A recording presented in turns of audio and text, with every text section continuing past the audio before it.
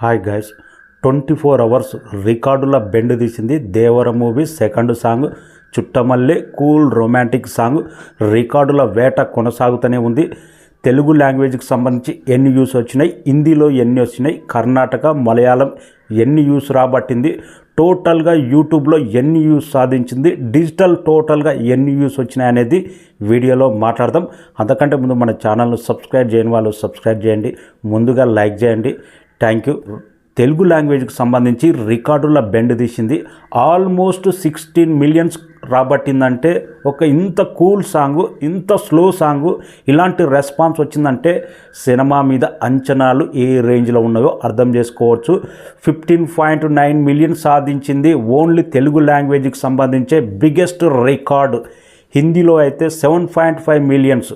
ఒక dubbing movie హిందీలో ఇలాంటి రికార్డు వ్యూస్ సాధించడం అంటే అది కూడా ఒక ఫైర్ ఉన్న సాంగో లేకపోతే ఒక మాస్ సాంగో కాదు, జస్ట్ కూల్ రొమాంటిక్ సాంగ్. ఈ రేంజ్ రెస్పాన్స్ అంటే హిందీలో ఈసారి దేవర మూవీ బలంగా ఉండబోతుంది. డే 1 ఓపెనింగ్స్ సినిమా మీద బజ్ ఏ రేంజ్లో ఉందో ఈ సాంగ్కి వచ్చిన వ్యూసే ఉదాహరణ. తమిళనాడులో 2 మిలియన్ వ్యూస్ సాధించింది దేవర చుట్టమల్లె సాంగ్. ఎవ్వరు ఎక్స్పెక్ట్ చేయలే తమిళ లాంగ్వేజ్కి సంబంధించి ఇలాంటి యూస్ రాబడుతుంది. అక్కడి ప్రజలు కూడా ఈ సాంగ్ సినిమా మీద ఇలాంటి క్రేజ్ ఉందన్నదానికి ఇదే ఉదాహరణ. ఈసారి తమిళనాడులో కూడా మంచి ఓపెనింగ్స్ తీసుకొచ్చే అవకాశం ఉంది. కన్నడ లాంగ్వేజ్లో ఎన్టీఆర్కు క్రేజ్ ఏ రేంజ్లో ఉంటుందో చెప్పాల్సిన పని లేదు. అక్కడ మార్కెట్ చిన్నదైనా కానీ జస్ట్ కూల్ రొమాంటిక్ సాంగ్కు 8 లక్షల వ్యూస్ సాధించింది 24 అవర్స్లో. అంటే ఇది కూడా బెస్ట్ వ్యూస్ సాధించింది. కర్ణాటకలో చెప్పక్కర్లేదు, ఎన్టీఆర్ క్రేజ్ కానీ ఎన్టీఆర్ డే ఓపెనింగ్స్ కానీ ఇంకా దేవరకు ఏ రేంజ్లో ఉంటుందో. ఎందుకంటే ఆల్మోస్ట్ కర్ణాటకలో తెలుగు మాట్లాడే వాళ్ళ సంఖ్యనే ఎక్కువ ఉంటుంది కొన్ని ప్రాంతాల్లో. మలయాళంలో కూడా ఆల్మోస్ట్ 5.5 లక్షల వ్యూస్ సాధించిందంటే మలయాళంలో కూడా సాంగ్ ఎక్కింది. అక్కడ స్టేట్ సినిమాలే 1 మిలియన్ 1.5 మిలియన్ వస్తే మహా ఎక్కువ రికార్డులు కొట్టినట్టు. కానీ ఎన్టీఆర్ ఒక డబ్బింగ్ సాంగ్ కూడా ఈ రేంజ్ రెస్పాన్స్ ఉంటే మలయాళంలో కూడా ఈసారి దేవర చాలా బలంగా బాక్స్ ఆఫీస్ మోత మోగించబోతుంది. జస్ట్ యూట్యూబ్లోనే 27 మిలియన్ సాధించింది. కన్నడ, తెలుగు, మలయాళం, హిందీ లాంగ్వేజ్కి సంబంధించి 5 లాంగ్వేజ్కి సంబంధించి తెలుగులో అయితే 16 మిలియన్స్ అంటే 15.9 మిలియన్స్ అంటే ఇంకా almost 16 millions. Total digital views అన్నీ కలిపి 33 మిలియన్ సాధించింది.